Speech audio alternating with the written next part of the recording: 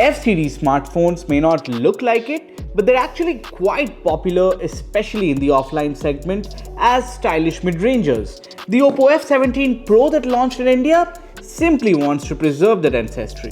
Oppo is claiming the sleekest chassis on a smartphone ever on the F17 Pro, and I don't know about being the sleekest, but at 7.3mm, it certainly feels like an extension of my body and not something that I'm holding in my hand.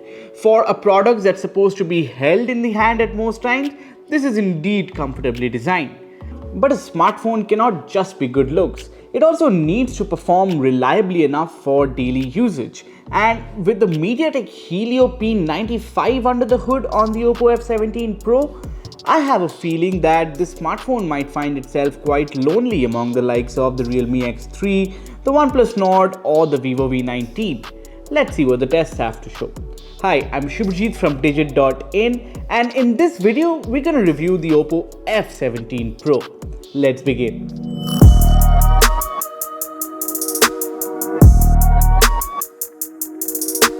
With a total of 6 cameras, a Super AMOLED display and small interesting things like air gestures, portrait filters and 30-watt fast charging, the Oppo F17 Pro seems quite well endowed as far as the spec sheet is compared. And with 8GB of RAM and 128GB of storage, I'm not complaining at all. In fact, the portrait and selfie camera tricks will easily impress a vlogger or a short video maker.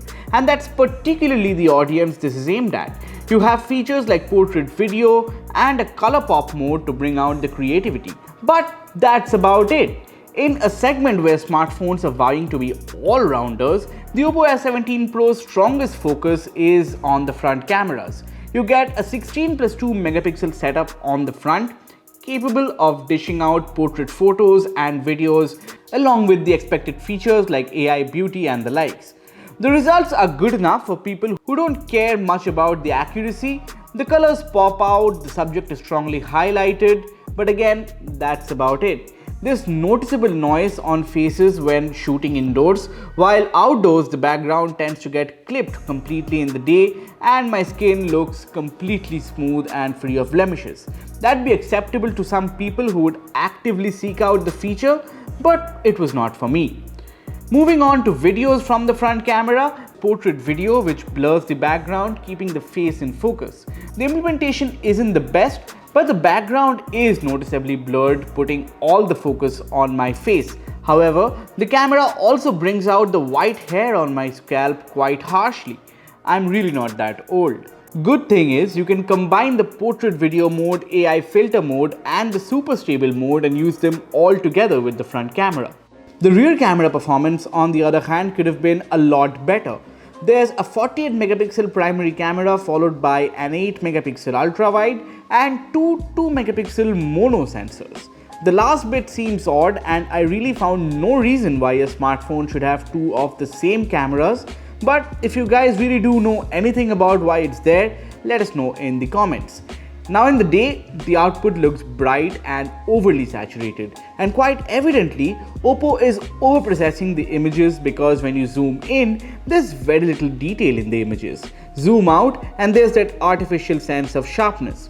It's not that the F17 Pro is a bad camera per se, but I would call it inconsistent. There are times when the photos come out nice and sharp, but there are also times when it looks very overprocessed. The dynamic range is also not as much as what you would expect from a smartphone priced above Rs 20,000, and shooting with a strong backlight will either mean clipped highlights or a silhouette subject. Low light and indoors, the quality goes down drastically. There's little sharpness and images look like watercolor paintings. Even after using the night mode, the pictures are nowhere close to the quality we expect from smartphones in this price range. The ultra-wide lens on the Oppo F17 Pros also suffers from the same issues: overprocessed output and little dynamic range. The colors and brightness, on the other hand, are actually quite good. The rear camera advertises 4K videos, but it's best to stick to shooting in 1080p. Because at 4K, EIS is not engaged and there were significant shakes as I walked around with the phone. The quality of videos are also nowhere close to what true 4K looks like. Now dial it down to 1080p and the quality improves a lot. The shakes are more controlled and the sharpness is restored. But then I thought of getting rid of the shakes completely, so I turned on the steady mode. You can see that there are these odd tearing in the frame in the beginning and apparent jitters and jerks, but no shakes. That it handles well enough. So that was the camera. It promises a lot but delivers very little. What about the performance? The MediaTek Helio P95 was last seen on the Oppo Reno 3 Pro, and Oppo seems to be the only one interested in using this chipset launched earlier this year. The P95 uses older Cortex A75 cores clocked at 2.2 GHz along with 6 Cortex A55 cores clocked at 2 GHz. Oppo also promises an anti-lag algorithm in the smartphone to keep it from slowing down. On benchmarks, the generational gap is apparent. We have the Snapdragon 720G and even the MediaTek Helio G90T that outperformed it across both CPU and GPU benchmarks. So in all likeliness, this isn't your productivity boosting intensive multitasking smartphone. However, using the ColorOS 7.1 with Android 10 under the hood, the Oppo F17 Pro did feel smooth enough when I started using it out of the box. But as I kept running benchmarks, shooting photos and filling up the storage with apps and data, I started noticing micro stutters when launching the camera or when switching out from Call of Duty to reply to a comment on YouTube. It's not achingly slow, but a small pause here and there somewhat masks the experience. When spending upwards of 20,000 on a smartphone, smooth usability, in my opinion at least, should be a given. And gaming should also be given high precedence, as that could act as a differentiator in this segment. But the Oppo F17 Pro is not the gaming champion you're looking for. The Helio P95's PowerVR GPU isn't as capable as the Adreno and Mali GPUs, and it shows when playing a game. Now, we played a few rounds of PUBG Mobile and Call of Duty, and while both of these games are playable, you won't get the best quality.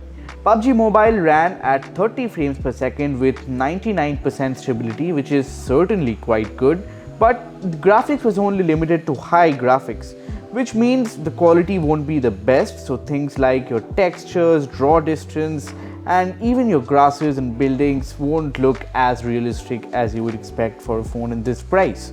The same thing with Call of Duty. Call of Duty 2 hit 58 frames per second with 96% stability, but once again the quality of graphics was nowhere close to what you would expect from high-end smartphones priced above Rs 20,000. The 4000 mAh battery on the Oppo F17 Pro, however, can be relied upon to last you the day. At least it did for me. And the bundled 30-watt charger does its job fast enough for my liking. But I believe with 65 watts becoming mainstream, this too will feel outdated real soon. Finally, let's talk about the display. The Oppo F17 Pro rocks a 6.4-inch AMOLED display with Full HD Plus resolution and 60Hz refresh rate. There's Gorilla Glass 3 on top and an under-display fingerprint sensor. Indoors, the panel is good for playing games and watching movies, and even the photos I took from the phone didn't look as saturated as it did on a color-calibrated monitor. There's also no noticeable blue tint or black crush at low brightness, which makes me believe the panel is definitely a good thing about the smartphone. Now, a word about the air gestures that Oppo advertised. Well, there is the feature in the Oppo F17 Pro, but it only works when you are trying to accept or reject a call, and that too very sparingly. I mean, I was just trying to complete the tutorial, and there itself the Oppo F17 Pro simply refused to register my gestures at least 4 times out of 5. Now, coming back to the display, well, I did go outdoors to shoot some photos, and under the bright sun, the Oppo F17 Pro's display looks quite washed out, with the brightness not very adequate for usage. I often had to squint to see how the photos came out. So, all things said and done, the Oppo F17 Pro does come across as quite average. I mean, there's really nothing going on inside to justify a steep price tag, except for an ergonomic design and a well-endowed selfie camera.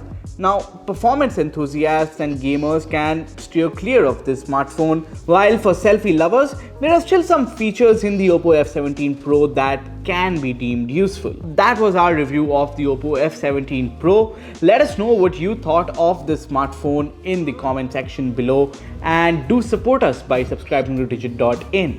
Thanks for watching.